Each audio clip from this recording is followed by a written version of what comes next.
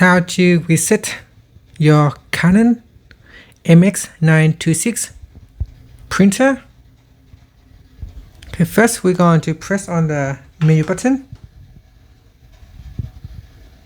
So press on the menu button. So I'm just going to press on OK here first, then press on the menu button. Then we're going to go down and then we select settings. So using this control pad here and press on OK. Next we go over here into device settings by using this pad here and press on the OK button. Now press on the down arrow to go down and then press on reset settings and press on OK. Here we go down.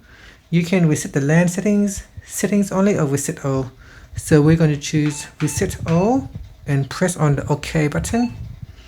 Then press on the up button to select yes. Then press on OK, and that's it. Your Canon is now being resetted.